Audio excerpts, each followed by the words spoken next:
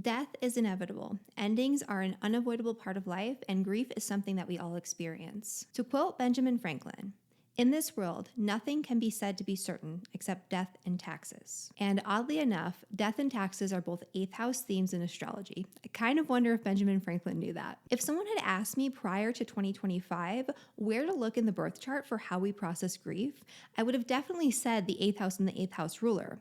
However, literally nobody's ever asked me that, and I've never really thought much about it until this past year when I went through a prolonged period of loss and grief. And realistically, I still don't have a ton of experience with death except for the types of losses that you expect to have in your lifetime, like the loss of a grandparent or an elder or a beloved pet. We typically expect to outlive our elders, and we also anticipate outliving our pets from the moment they enter our lives. But anticipating it doesn't necessarily make it any easier. When I entered 2025, I knew that loss was possible. I am an astrologer after all. But did that make it any easier to experience that loss, to have to let go of people and pets that I truly and deeply cared about?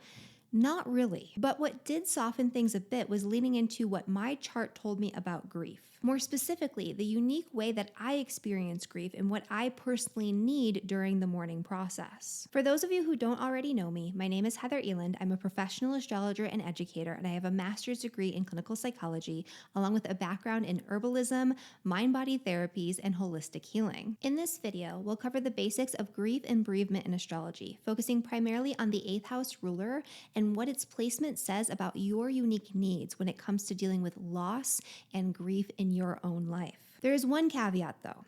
Grief is complicated, your chart is complicated, and human psychology is complicated as well. That means the 8th house ruler is not the only place you should be looking in your chart when dealing with grief, although it is the most obvious. You also want to look at the condition of the 8th house itself, what sign occupies the 8th house, any planets that reside there, and what those planets are doing and saying about your experience with death, loss, and grief. You're also going to want to look at not just the 8th house ruler in the houses, which is what we're going to be talking about in this video, but you're going to want to look at what planet is actually ruling the 8th house and what does that say about the way that you process difficult situations and loss. You're going to want to look at what sign it's in and what that means for the dignity of that planet and for the way it expresses itself. You're also going to want to look at any aspects being made to that planet, the 8th house ruler. This is going to give you a more holistic story that covers all the bases when it comes to your experience with death, grief, loss, trauma, and other difficult experiences, and what you need to help yourself overcome and heal through these experiences. And you're going to want to look to other areas of the chart for important information about regulating your nervous system to fully recover from significant periods of loss or trauma. We'll be covering how to align your nervous system regulation and self-care practices with your unique astrological blueprint in my Celestial Self-Care Workshop, which is coming up on January 31st of 2026. And if you're not able to attend live or you're watching this later, yes, you will get instant lifetime access to the recording as well. The link is down in the description below. This is going to be a huge resource for anyone who's going through a period of prolonged stress or burnout. The final note that I want to add is that for some of you who are watching this video, the simple practices outlined connected with your 8th house ruler are not going to be enough if you're dealing with significant loss and significant distress as a result of grief and bereavement. If you're really struggling after experiencing significant loss, you might require one-on-one personalized support from a counselor, therapist, or medical practitioner. Grief can take on many forms, and it's not relegated solely to the loss of a loved one due to death. We can grieve the loss of an important relationship or the loss of a job or a home. We can grieve financial loss or the loss of the way things once were after a period of major change in our lives, regardless of whether that change was perceived as positive or negative. And the 8th house is the house of literal death. That much is obvious. But those psychological and symbolic deaths that require us to move forward and leave a huge part of ourselves behind, those can be 8th house topics too. The 8th house is the house of deep psychological trauma. It's where our fears and deep-seated issues thrive. It's one of the 3 traditional malefic houses where experiences here become darker, scarier, and more challenging over time. It's where our mental and emotional wounds, when left to fester, gain enormous amounts of power and control over us. The 8th house and its planetary ruler are where we go to grieve. The combinations of these energies show us what we need in order to move through a period of deep loss and bereavement. It's how we cope, and everybody's process is different. And one important thing to note before we move on is that throughout this video, when I refer to the 8th house ruler, what I'm referring to is the planet in traditional astrology that rules the sign that occupies your personal 8th house using whole sign houses.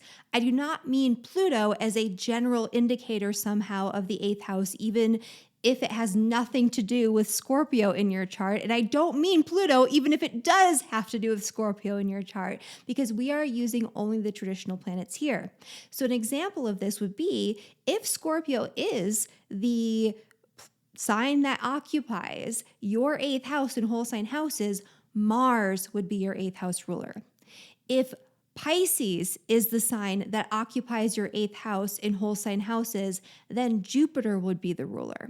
And so that is the planet that we're going to be focusing on in this video. And we're going to go through that planetary placement in all of the 12 houses and what that means for you and the way that you process and deal with grief. And if you're finding yourself having trouble figuring out what the heck is going on in your 8th house, make sure you download your free Astrology 101 quick reference guide at the link down in the description below. This resource is going to help you work through your entire birth chart and figure out all of your planetary placements, including the planets that are in your 8th house, the sign that occupies your 8th house, and your 8th house ruler, which is important information for this video. And if you haven't already done so, make sure you hit that subscribe button so you never miss an important astrology tutorial, forecast, or update. I post a new video every single Saturday. And if you're listening to this on Spotify, Apple Podcasts, or whatever your favorite podcasting platform is, make sure that you follow us and give us a 5-star review. It helps me way, way more than you know. And if you like content like this, that's deeper, that gives you insight into your own chart, you're definitely going to want to do that so we can keep it going. So now that we know how to identify the 8th house ruler, let's dive into what it means to have the 8th house ruler in different areas of the birth chart, in different houses of the birth chart, because this is going to provide really important context that's going to give you the most bang for your buck when you're trying to figure out exactly how you or somebody that you love processes grief so you can help yourself or help them through the grieving process by giving them more of what they need. And so this is the place to get started. Again, it's not the only thing to look at. There's going to be a lot of nuance to this because there is a lot of nuance to our experience with grief and the way that we heal, the way that we deal with it, what we need on a personal level. It's going to be more complex, but this is a very easy place to get started. And so let's get started with the ruler of the 8th house in the 1st house. If the ruler of the 8th house is in your 1st house, grief impacts you deeply and personally. Experiences with loss don't stay contained. They alter the trajectory of your life moving forward, and they change who you are on a deep and fundamental level. These experiences of loss become an integral part of who you are. And because the 1st house is the house of self, it's the house of your physical body, your appearance, and the way other people see you, it's very hard to keep your grief under wraps. What you feel is going to be very visible to other people. It's going to be felt by other people. It's going to be embodied by you in a very big way. Grief is felt viscerally in your body, and it shows on the outside whether you intend it to or not. Because loss can affect your physical body more strongly with this placement, it is extra important that you take care and tend to your physical needs during times of loss and grief. It can be very easy to neglect yourself during this time period, but this is a time where you need to be extra vigilant. You need to make sure that you're eating properly. You need to make sure that you're drinking properly. Because the 1st house is also the house of the physical body. It's your physical self. This could also be a really great energy for doing something that grounds you into your physical body in the moment and takes you out of your head a little bit.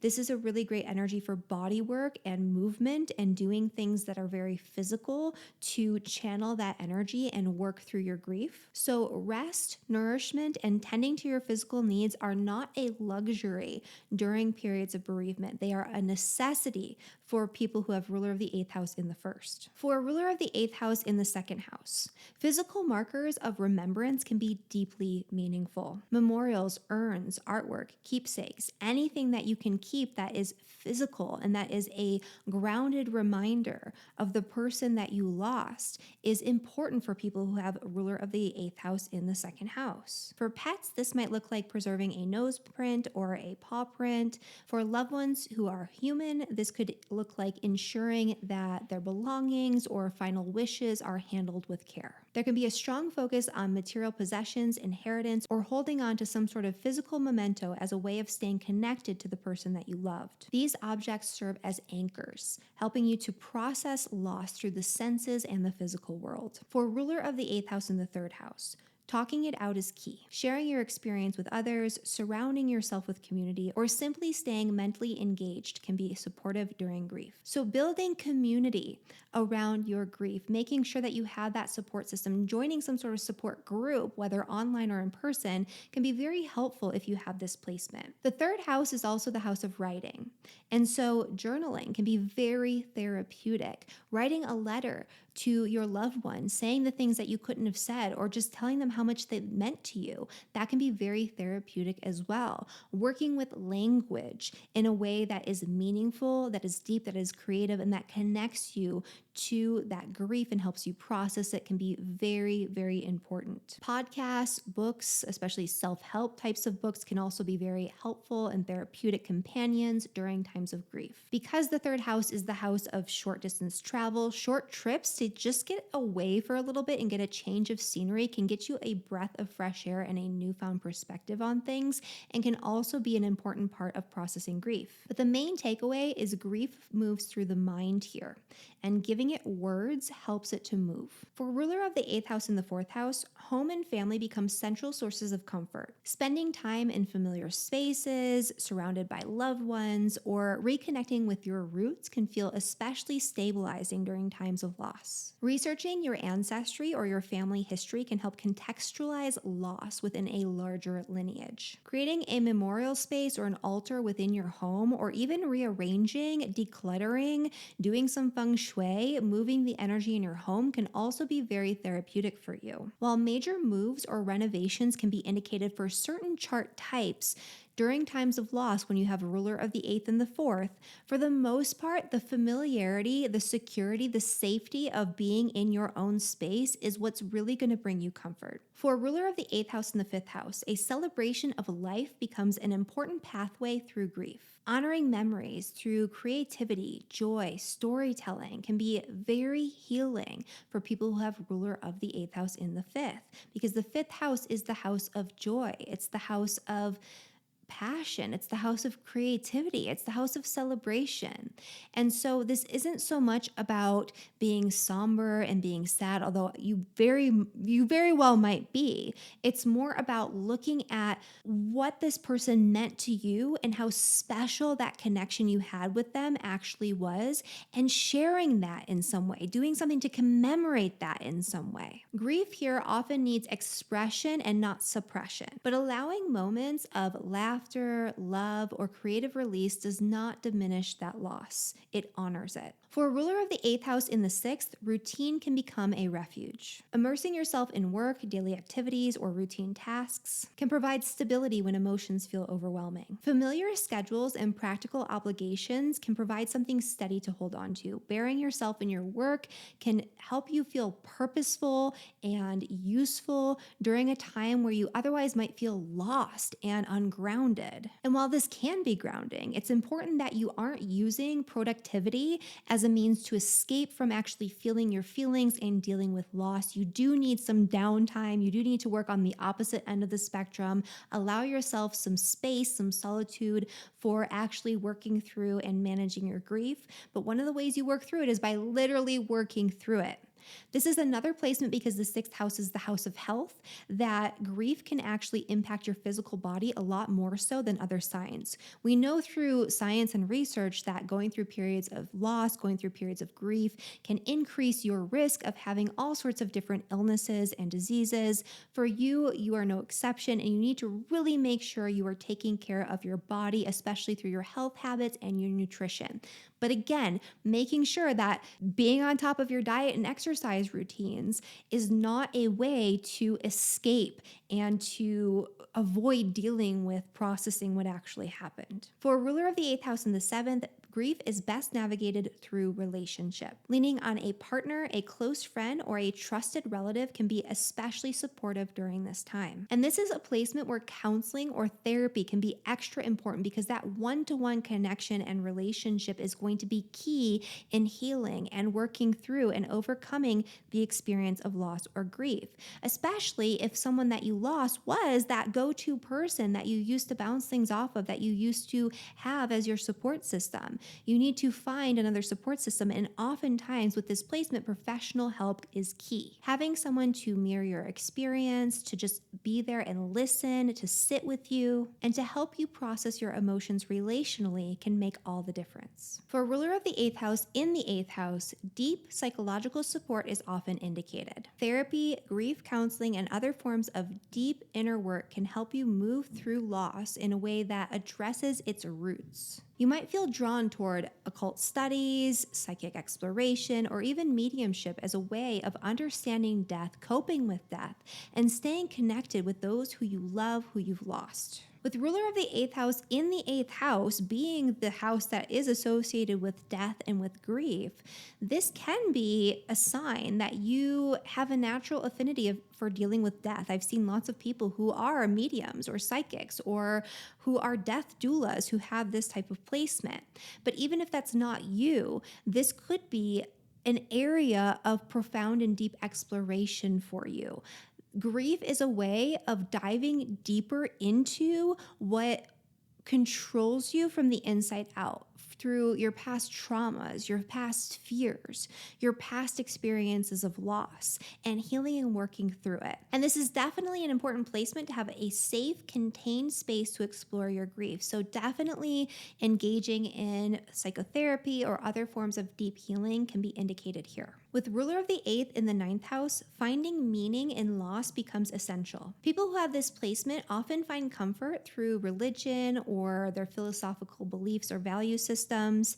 And people who are not inherently religious or who have not even had experience with religion in the past, or who have maybe left the church or moved away from religion due to past experiences that were negative, will often come back to religion or find value in a new religious belief that they explore after going through a period of grief, when they're trying to make sense of what happened and when they're trying to process that experience.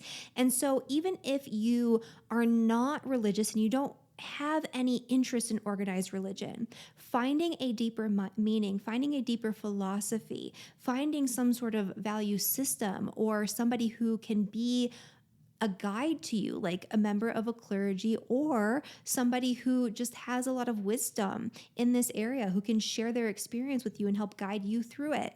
That can be very important. Because the 9th house is the house of long distance travel, a big trip can be a great way to reset, reflect, and gain perspective on what you've just gone through.